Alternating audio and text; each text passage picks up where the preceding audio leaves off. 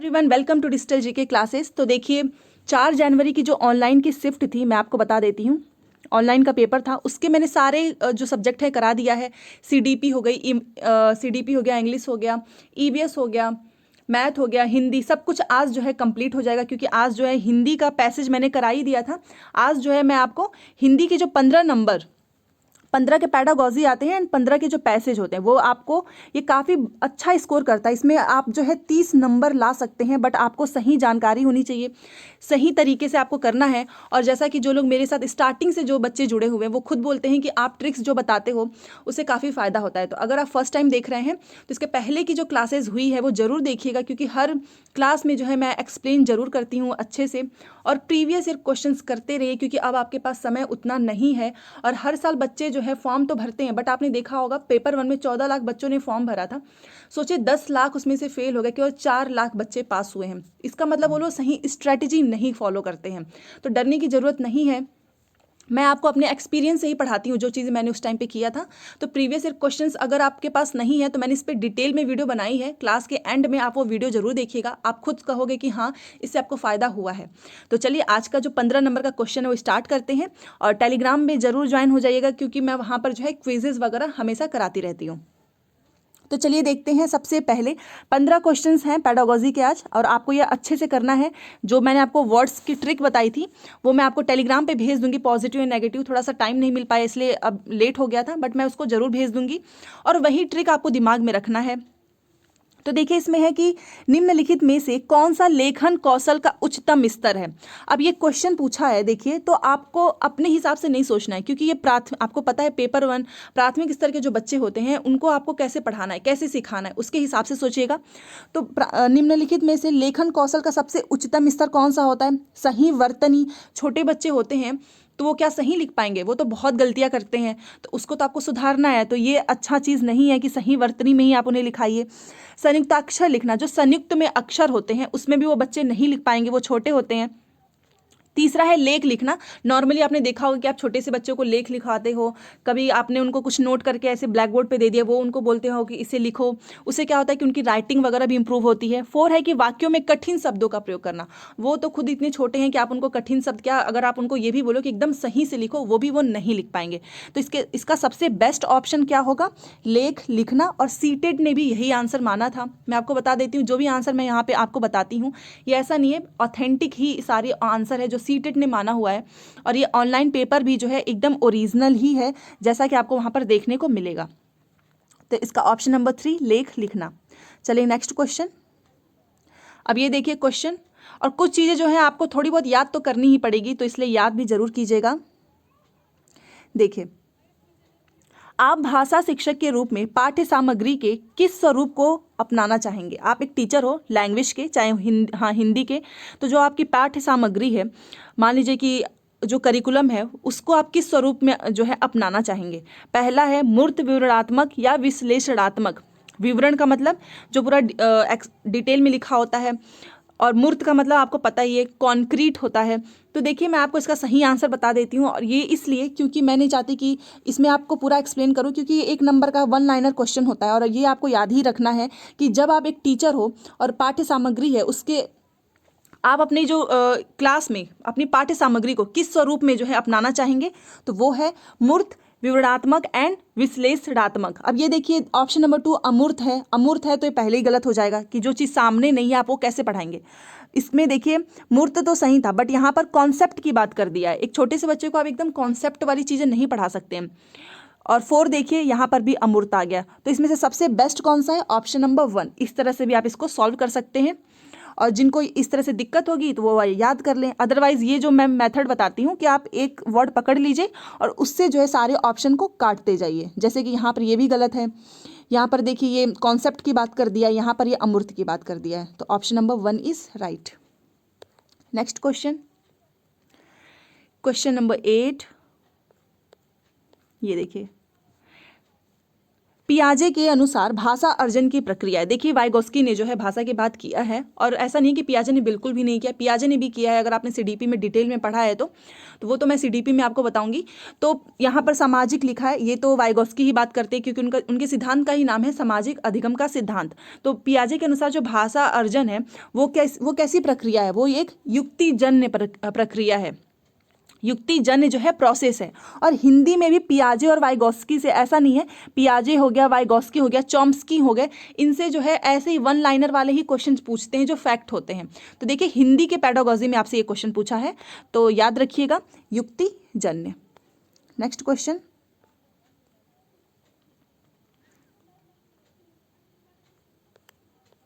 चलिए next question पे 9। ये देखिए, एक विद्यार्थी जिसके घर की भाषा और विद्यालय की भाषा अलग अलग है, मतलब वो घर पे उसका कुछ होगा अपना मदर टंग और विद्यालय की भाषा उसकी अलग है, तो आप एक संसाधन के रूप में उसकी कैसे मदद कर सकते हैं। तो आप एक टीचर हैं और उसकी भाषा जो है अलग अलग है, तो आप उसकी हेल्प कैसे करेंगे। पहला देखिए, उसे कक्षा में अधिक समय और ध्यान देकर नहीं, इससे तो आप चाहें कितना भी समय दे दें, उससे उसकी कोई हेल्प नहीं होगी। दूसरा है कक्षा में बहुभाषिकता को संसाधन के रूप में उपयोग करके। Yes, and this is the right answer. क्यों? क्योंकि अगर आप क्लास में जो है मल्टी जो लैंग्वेज है उसको अगर आप प्रमोट कर रहे हैं, तो उससे क्या होगा कि जो दूसरे बच्चे भी हैं वो भी बहुत सारी लैंग्वेज को सीखेंगे, और वो किसी एक बच्चे, मान लीजिए कोई एक बच्चा है जो 2 लैंग्वेज बोल सकता है और बाकी के जो दूसरे बच्चे नहीं बोल पाते हैं, तो वो फिर एक टाइम पे ऐसा आता है कि वो मजाक वगैरह उड़ाने लगते हैं। तो इसलिए आपको क्या करना है, आपको बहुभाषिकता जो है उसको प्रमोट करना है। एंड मैंने हमेशा से कहा है जो बहुभाषिकता है ये क्या है, एक पॉजिटिव वर्ड है। तो इस वजह से ऑप्शन नंबर 2। 3 में देखिए, उसको गृह कार्य से संबंधित कार्यों में लचीलापन देकर, ऐसे तो कोई फायदा ही नहीं है, आप खुद से सोचो। कक्षा में उसकी मातृभाषा में शिक्षण करके, ये भी नहीं, क्योंकि मातृभाषा तो केवल उसकी है, बाकी दूसरे बच्चों की तो नहीं है ना। तो इस वजह से आपको क्या करना है, आप जो है बहुभाषिकता को प्रमोट कीजिए, संसाधन के रूप में उसका उपयोग कीजिए। जिस लैंग्वेज में बच्चा जो समझ रहा है आप उसको उस लैंग्वेज में समझाने की कोशिश कीजिए। अगर आपको वो लैंग्वेज नहीं आती है तो फिर आपको कोशिश करनी होगी कि आप जो है उस लैंग्वेज को सीखें। तो option number 2 is right. Next question, question number 10। और ये वाला क्वेश्चन जो है, ये देखिए, ये एक दिन और मैंने आपको बताया था, ट्रांसलैंग्वेजिंग। इसका मतलब ही मैंने आपको बताया था कि ट्रांसलैंग्वेजिंग का मतलब ही होता है कि एक भाषा से दूसरी भाषा में जाना। मतलब आप जो है हिंदी से संस्कृत में चले जाएं, हिंदी से इंग्लिश में चले जाएं, तो इसको यही बोलते हैं कि ट्रांसलैंग्वेजिंग। इसका मतलब भी याद रखिएगा, एक भाषा से दूसरी भाषा में जाना के संबंध में इन कथनों अ और ब पर विचार करना है। आपको इन दोनों पे विचार करना है, फिर बताना है कि कौन सा सही है, कौन सा जो है गलत है। और मैंने हमेशा आपको एक चीज़ बताया है कि जब भी आपको कुछ ना समझ में आए, ये आपने मेरी साथ बात जो है नोटिस भी किया होगा, कि जब भी आपको कोई ऑप्शन में ना समझ में आए तो आपको क्या करना है, या तो सबसे बड़ा वाला आंसर चूज कर लीजिए, या फिर जिसमें अगर ऑप्शन में लिखा हो कि सारे ही सही है वो आपको चूज करना है, या फिर जिसमें बोथ मतलब दोनों ही सही है। क्योंकि देखिए पेपर छोड़ने से कोई मतलब नहीं है, गलत करने से भी मतलब नहीं है। तो क्यों ना ये ट्रिक ही अपना कर, सही हो गया तो अच्छी बात है, और नहीं गलत हो गया तो भी ठीक ही है, क्योंकि छोड़ना तो नहीं है। क्वेश्चंस को छोड़ के मत आइएगा, करके ही आइएगा। और इस ट्रिक से जो है सभी का सही होता है, इसी वजह से मैं आपको बता रही हूँ। बट फिर भी क्वेश्चंस ऑप्शंस ध्यान से पढ़ के ही ये करना है। तो आई होप आप समझ गए होंगे ट्रांसलैंग्वेजिंग। अब इसमें देखते हैं क्या, देखिए थोड़ा सा आप जो है क्वालिटी बढ़ा लीजिएगा, बिकॉज अभी जो है मैं ऐसे ही पढ़ा पा रही हूँ, बट बहुत जल्द जो है आप सभी का इतना सपोर्ट है और आप ट्रस्ट भी करते हो, तो देन बहुत जल्द जो है हम भी बोर्ड पे पढ़ाने लगेंगे। तो देखिए इसको क्या बोलते हैं कि ट्रांसलैंग्वेजिंग, इसको एक भाषा से दूसरी भाषा में जाना के संबंध में आपको बताना कि इन दोनों कथन में आप देखिए, पहला ट्रांसलैंग्वेजिंग बहुभाषावाद का एक लचीला स्वरूप है। यस, अगर आप एक भाषा से दूसरी भाषा में जा रहे हो, इसका मतलब बहुत फ्लेक्सिबल है। बहुभाषावाद को जो है क्या कर रही है, प्रमोट करता है। उसी का ये क्या है, एक नेचर है। जो ट्रांसलैंग्वेजिंग है वो बहुभाषावाद का ही एक लचीला स्वरूप है, ये तो राइट है। ट्रांसलैंग्वेजिंग संप्रेषण क्षमता को इंग्लिश में क्या बोलते हैं, कम्युनिकेशन का मतलब वाद विवाद करना, संचार करना, तो उसी को बोलते हैं संप्रेषण क्षमता के संवर्धन के लिए जानी गई कई भाषाओं के बीच एक भाषा से दूसरी भाषा में व्यवहार करना है। ये भी यही बात कर रहा है। इसका मतलब दोनों सही हैं। और हमेशा जब भी ऐसा आता है तो कई बार हो जाता है कि एक सही है दूसरा गलत है। तो इस वजह से आपको पहले ये पढ़ना है देन ये करना है, नहीं तो आप ऐसे मत करके आ जाइएगा कि एग्जाम में मैंने बोला है कि दोनों ही सही हैं तो आपने क्वेश्चंस भी नहीं पढ़ा ना ऑप्शन और आप दोनों टिक करके आ गए। नहीं, मैंने इस पर आपको बताया है कि इस पर कुछ रूल जो है वो फॉलो होते हैं कि पॉजिटिव में है तो पॉजिटिव में होता है आंसर, नेगेटिव में होगा तो नेगेटिव में। तो ऑप्शन नंबर 3 इज राइट, दोनों ही सही हैं। अब चलिए 10 क्वेश्चन देखते हैं। 10 तो मैंने आपको करा ही दिया है। अब ये देखिए 11 क्वेश्चन। समग्र भाषा, समग्र का मतलब होल लैंग्वेज उससे बोलते हैं इंग्लिश में। समग्र भाषा उपागम में भाषा अधिगम जो लैंग्वेज लर्निंग है के लिए एक उपकरण के रूप में क्या प्रयोग किया जाता है। जो होल लैंग्वेज है उसमें जो है आपको अगर जो लैंग्वेज है उसकी लर्निंग के लिए एक उपकरण के रूप में क्या प्रयोग करेंगे। क्रिया, साहित्य, याद रखिएगा छोटे बच्चों के ही हिसाब से आपको बताना है। क्रिया, साहित्य, बाल कविताएं या फिर खिलौने। तो इसका मैं आपको सही आंसर बताती हूँ जो कि सीटेट ने भी माना हुआ था। इसका सही आंसर है साहित्य। और बहुत से लोगों ने जो है बाल कविताएं ये सारी किया है, बट मैं आपको बताती हूँ इसका रीज़न क्यों। क्योंकि यहाँ पर होल लैंग्वेज की बात कर रहा है और साहित्य में जो है आपको सारे लैंग्वेज का जो है सभी लैंग्वेज वहाँ पर आपको समग्र भाषा जो उपागम होता है वो साहित्य में मिल जाएगा। और भाषा अधिगम के लिए इससे बेस्ट जो है उपकरण कोई हो ही नहीं सकता है। क्यों? क्योंकि देखिए मान लीजिए आप बाल कविताएं करा रहे हो तो उसमें समग्र भाषा नहीं रहता है, वो छोटे बच्चों के ही हिसाब से बना होता है। खिलौने का तो होगा नहीं। क्रिया मतलब आप उससे कोई एक्टिविटी करा रहे हो, बट यहाँ पर बात किसका किया है, होल लैंग्वेज। इस वजह से इसका आंसर जो है ऑप्शन नंबर 2 है। बट उस टाइम पे बहुत से लोगों ने बाल कविताएं को किया था और मैंने आपको रीजन बता दिया है कि ये क्यों होगा। तो ऑप्शन नंबर 2 इज राइट। तो ये था 11 क्वेश्चन। अब नेक्स्ट क्वेश्चन चलिए। तो देखिए आप प्रीवियस ईयर क्वेश्चन से कहीं से भी कुछ भी करें, बट अगर आप किसी भी टीचर से अगर हर प्रीवियस ईयर क्वेश्चन का एक्सप्लेनेशन देखते हैं तो कई बार वो टीचर चाहे मेरे से आप पढ़ रहे हो या कहीं भी पढ़ रहे हो तो वो खुद आपको बताएंगे कि इसका रीज़न क्यों ये हुआ है और क्यों ये नहीं हुआ है, और साथ में कुछ ट्रिक्स। इससे क्या होता है कि आपकी प्रैक्टिस भी होती है और धीरे धीरे आप जो है वहाँ पर जब पेपर में बहुत से चाहे कितना भी डिफिकल्ट लैंग्वेज आ जाए तो आप उसको पकड़ लेंगे। इस वजह से आपका एक्सप्लेनेशन करना काफ़ी इंपॉर्टेंट है। तो चलिए नेक्स्ट क्वेश्चन पे, क्वेश्चन नंबर 12। अब ये देखिए टीआरपी जो कुल भौतिक प्रतिक्रिया होती है टीआरपी में किसकी केंद्रीय भूमिका होती है। अब आपको ये देखिए ये क्वेश्चन अगर कोई पहली बार करे तो उसे लगेगा कि ये कैसा क्वेश्चन पूछ लिया है, क्योंकि यहाँ पर किसकी बात हो रही है, टीआरपी की। अब ये जो है अगर मैं आपको इसको याद भी कराना चाहूँ तो मैं इसको आपको अच्छे से याद करा दूंगी कि देखिए टीआरपी में टी से क्या होगा, आप खुद सोचो, टीचर। तो इसमें केंद्रीय भूमिका किसकी होती है, शिक्षक की होती है। तो ज़्यादा हमको इसमें ज्ञानी नहीं बनना है, अगर कुछ चीज़ें ट्रिक से हो जाती हैं तो वो करिए ताकि वो कभी आपके दिमाग से निकले ना। तो याद रखिएगा कुल भौतिक प्रक्रिया टीआरपी में किसकी केंद्रीय भूमिका होती है, शिक्षक की होती है, ना तो अभिभावक, ना परिवार, ना ही विद्यार्थी। तो टीआरपी में किसकी होती है, टी से टीचर। तो ऑप्शन नंबर 1 इज राइट। ये हो गया हमारा 112। अब चलिए 113 पे चलते हैं। 113 मतलब 13 क्वेश्चंस।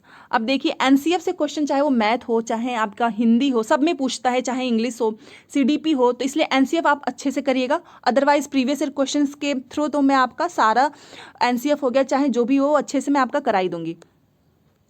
तो ये देखिए राष्ट्रीय पाठ्य चर्चा रूपरेखा 2005 के आधार पर पठन कौशल से क्या तात्पर्य है। पठन कौशल तो आप समझ रहे होंगे कि बुक्स वगैरह पढ़ रहे हैं, तो उसमें इसका क्या मतलब है। राष्ट्रीय पाठ्य चर्चा रूपरेखा में शुद्ध उच्चारण करना, मतलब कि एकदम करेक्ट जो है प्रोनाउंसिएशन करना, अक्षरों को पढ़ना जो लेटर्स वगैरह होते हैं, समझ के साथ पढ़ना या फिर कठिन वाक्यों को पढ़ना। अब आप जो है खुद सोचो कि इसका सबसे बेस्ट आंसर आपको क्या लग रहा है। आप कोई चीज़ पढ़ा रहे हो तो क्या उसमें सबसे इंपॉर्टेंट क्या चीज़ होती है कि बच्चों को वो चीज़ समझ में आ जाए। तो समझ के साथ पढ़ना, अगर उनको वो चीज़ समझ में आ जाएगी तो आप खुद सोचो कि आप उनसे बोलोगे कि आप इसको अपनी भाषा में बताओ, तो वो खुद अपने उस चीज़ को अपनी भाषा में बताएंगे, फिर दूसरा बच्चा वो अपनी भाषा में बताएगा, तो कितनी अच्छी जो है लर्निंग होगी, कितनी अच्छा जो है वहाँ पर अधिगम होगा। तो समझ के साथ पढ़ना, ऑप्शन नंबर 3। तो अब देखिए ये नेक्स्ट क्वेश्चन, क्वेश्चन नंबर 14। तो इसमें आपको बताना है कि जो भाषा होती है, जो लैंग्वेज होती है, उसकी जो पाठ्य पुस्तक होता है उसका शैक्षिक पक्ष क्या है वो आपको बताना है। तो क्या वो पुस्तक की वर्तनी है या फिर पुस्तक में चित्रों का स्थान या फिर विषय वस्तु का चयन या फिर वर्तनी एवं चित्र सज्जा के साथ उत्तम विषय वस्तु। अब आप देखिए कि एक छोटा सा बच्चा है, ठीक है, अगर आपको उसके लिए जो है एक पाठ्य पुस्तक जो है, आप खुद से सोचिए कि उसके लिए आपको एक पाठ्य पुस्तक जो है अगर बनाना हो या फिर पढ़ाना ही हो, तो उसका जो है सबसे मेन जो है इम्पॉर्टेंस क्या होना चाहिए उस पाठ्य पुस्तक का? क्या पुस्तक की वर्तनी होनी चाहिए, या फिर पुस्तक में चित्रों का स्थान, या फिर वर्तनी एवं चित्र सज्जा के साथ उत्तम उत्तम विषय वस्तु, या फिर विषय वस्तु का चयन? सबसे बेस्ट यही है कि आप जो है सबसे बढ़िया जो विषय वस्तु है उसका चयन कीजिए, ताकि बच्चों की जो समझ, जो आप बच्चों को सिखाना चाहते हो, समझाना चाहते हो, वो जो है वो सबसे इंपॉर्टेंट होता है कि वो बच्चा सीखे। तो अगर आपने सही विषय वस्तु का चयन किया है, कोई भी पाठ्य पुस्तक हो, तो वो सबसे बेस्ट चीज़ होती है, और इसमें का बेस्ट ऑप्शन भी यही है। तो देखिए ऐसे ही सीटेट में आते हैं, ऐसा लगेगा कि चारों का चारों ही सही है, बट जब आंसर की आती है, फाइनल आंसर की, और बाकी जो कोचिंग वगैरह बताते हैं उनसे एकदम डिफरेंट आ जाते हैं कुछ ऑप्शंस जो है उनके आंसर। इसी वजह से मैं बोलती हूँ कि आप यहीं से खुद को इतना प्रिपेयर कर लो कि चाहे कितने भी बेस्ट आंसर चारों के चारों आ जाएं, आप उसको एकदम सही करके आएँ। तो विषय वस्तु का चयन इज़ राइट। ये था 114। अब चलिए नेक्स्ट क्वेश्चन पे 15। अब ये देखिए ऐसे भी क्वेश्चन आपको मिलेंगे ही हिंदी में, क्योंकि आजकल तो ये ट्रेंड चला हुआ है ऐसे वाले क्वेश्चंस का, और इस बार भी भर भर के ऐसे ही क्वेश्चंस आएंगे। पहले इतना नहीं आता था जो ऑफलाइन पेपर्स होते थे, बट अब जो है ये काफ़ी ज़्यादा आने लगा है। तो चलिए हम इसको करते हैं। अब देखिए, विद्यार्थियों को दी जा रही गतिविधियों पर विचार करें, मतलब स्टूडेंट्स हैं उनको कुछ एक्टिविटी दिया जा रहा होगा, तो आपको उस पर विचार करना है।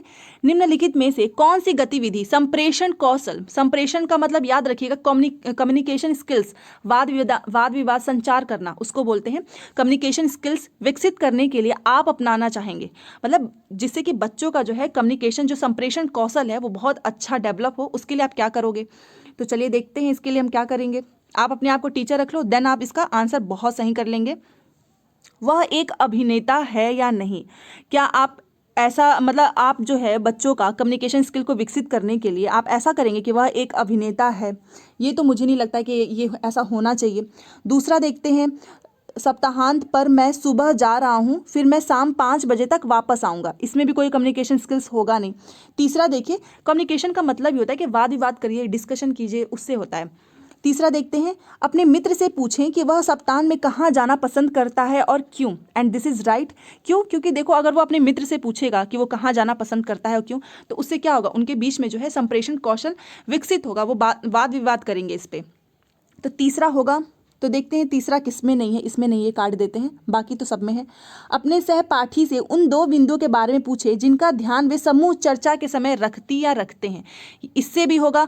मतलब आप बस एक चीज़ समझ लो, वही ऑप्शन होगा जिसमें वाद विवाद हो रहा है, तो इन्हीं दोनों में हो रहा है, 3rd and 4th, and option number 4 is right. देखिए कितना सिंपल है, बस आपको क्या करना है, क्वेश्चन जो होते हैं लैंग्वेज उनको ही पकड़ना है। अब चलिए नेक्स्ट क्वेश्चन पे चलते हैं। 16 क्वेश्चन। 16 देखिए, स्टीफन क्रेशन के अनुसार कौन सी अचेतन प्रक्रिया है, और ये जो है फैक्चुअल क्वेश्चन है, तो ये आपको याद रखना है कि जो स्टीफन क्रेशन है, बहुत से लोग इसके जो स्टीफन क्रेशन है इससे बहुत कम क्वेश्चन आता है, इस वजह से आपको ये थ्योरी बहुत डिटेल में पढ़ने की ज़रूरत नहीं है।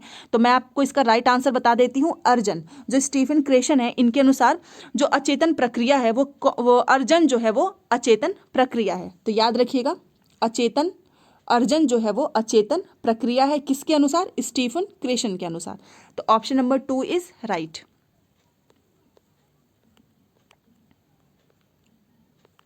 17 क्वेश्चन देखिए, वाइगोस्की के अनुसार जो बच्चे, अब यहाँ पर हमें पता नहीं, का व्यापक उपयोग करते हैं वे अन्य बच्चों की तुलना में जटिल कार्यों को अधिक प्रभावी ढंग से सीखते हैं। अगर आपने वाइगोस्की की थ्योरी पढ़ी होगी तो देखिए उसमें बताया गया है सब कुछ डिटेल में। तो मैंने वहाँ पर बताया भी था कि निजी भाषण, मतलब बच्चा जो है खुद से बात करता है, और जो बच्चे जो हैं खुद से निजी भाषण, मौन भाषण होगा नहीं, आंतरिक भी नहीं, व्यक्तिगत भी नहीं, क्योंकि इन्होंने किसकी बात की है? निजी भाषण की बात की, निजी भाषण की।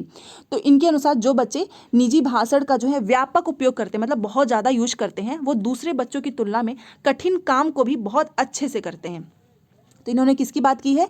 निजी भाषण की। अब देखिए हिंदी में भी पियाजे भी आ गया और ये वाइगोस्की भी आ गया, इसलिए ये जो सीडीपी के जो कुछ थ्योरी है ना वो आपको हर जगह हेल्प करेंगे, और इसी वजह से बच्चों के जो नंबर है ना वो हिंदी में बहुत ज़्यादा आते हैं, 30 में से 30, 29, 28।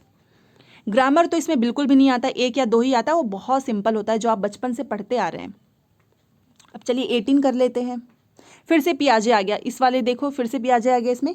पियाजे के अनुसार भाषा का विकास, अब इन्होंने भाषा की उतनी बात नहीं की जितना वाइगोस्की ने किया है, बट इनके अनुसार जो है वो भाषा के विकास से तक होता है। अब आप सोचो, अगर आपने इसकी थ्योरी इनकी अच्छे से पढ़ी है तो आपको पता होना चाहिए कि इनकी जो आत्म केंद्रित से सामाजिक तक होता है, इन्होंने निजी से व्यक्तिगत नहीं बोला है, निजी से सामाजिकृत भी नहीं बोला है, सामाजिक से आत्म केंद्रित भी नहीं बोला है, क्या बोला है?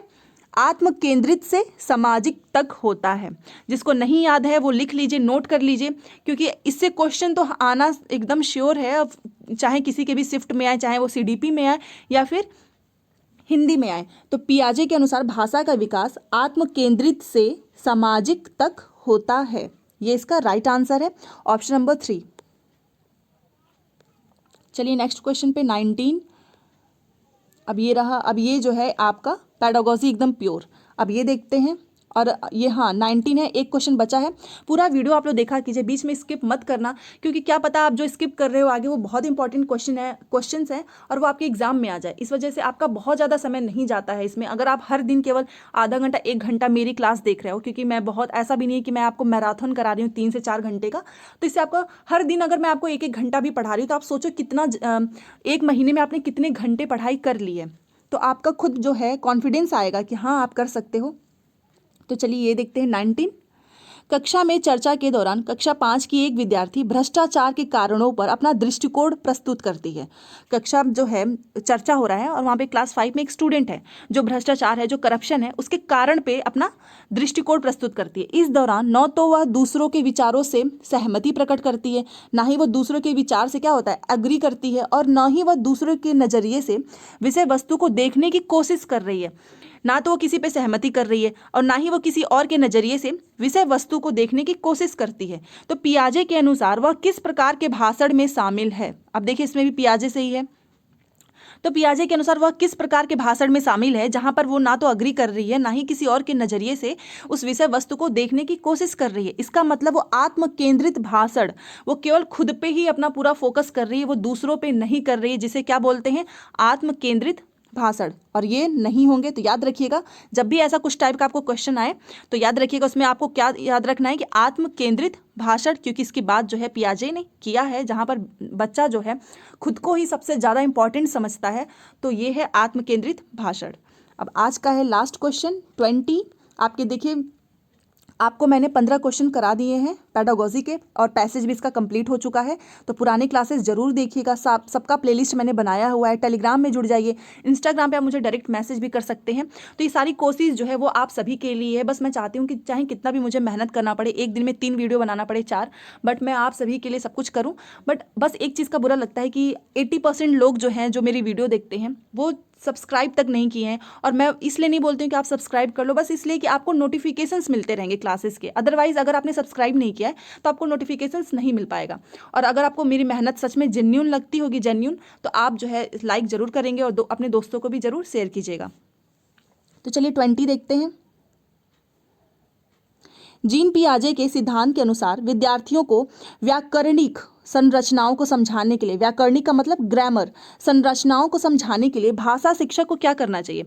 बट किसके अनुसार? जीन पियाजे के सिद्धांत के अनुसार। अगर आपको बच्चों को जो है ग्रामर वगैरह समझाना है तो उसके लिए आप जो है एक लैंग्वेज टीचर क्या करेंगे? तो सबसे पहले देखिए समृद्ध लिखित सामग्री प्रदान करें और विद्यार्थियों को विभिन्न संरचनाओं की खोज करने दें, ये होगा। दूसरा देख लेते हैं, विद्यार्थियों को अधिक से अधिक व्याकरणिक अभ्यास करने के लिए दें। ये नहीं कि आप बस उनको अभ्यास ही करा रहे हैं, ये नहीं करना चाहिए कभी भी एक लैंग्वेज टीचर को, एज किसके अनुसार? जीन पियाजे के सिद्धांत के अनुसार। तीसरा देखिए विद्यार्थियों को पुस्तक से संरचनाओं को याद करने के लिए कहें। यहाँ पर याद आ गया, गलत हो गया। विद्यार्थियों को विभिन्न संरचनाओं पर कोई एक प्रदत्त कार्य दें, कोई एक आपको देना है तो इससे भी कोई फायदा नहीं होने वाला, ये भी गलत। तो ऑप्शन नंबर 1 इज राइट। और ये जो है ये समृद्ध वर्ड भी आ गया है, तो इससे भी ये वाला ऑप्शन जो है इन दोनों के कंपेयर में ज़्यादा बेटर है कि आप उनको एक मतलब समृद्ध जिसमें सब कुछ हो वैसी सामग्री प्रदान करें। फिर विद्यार्थियों को बोलिए कि ये जो विभिन्न संरचनाएं हैं इसकी खोज तुम खुद करो। उससे क्या होगा कि बच्चा जो है खुद से सीखने लगेगा। तो ये है ऑप्शन नंबर 1 इज राइट। तो आज का हमारा जो है 15 क्वेश्चन जो है वो कंप्लीट हो चुका है। 4 जनवरी का भी मैंने करा दिया है। अब मैं आपको 5 जनवरी की जो है CDP की 30 क्वेश्चंस, EVS का एंड मैथ एंड जो हिंदी है वो भी कराऊंगी। और बहुत जल्द जो है आपका SST का, या फिर कल ही मैं आपको SST के भी कुछ प्रीवियस ईयर क्वेश्चन जो है वो करा दूंगी, सो दैट आपको उसकी भी हेल्प जो है हमेशा मिलती रहे। तो प्लीज़ वीडियो को लाइक करें, शेयर करें एंड साथ ही चैनल को सब्सक्राइब जरूर करें। Thanks for watching.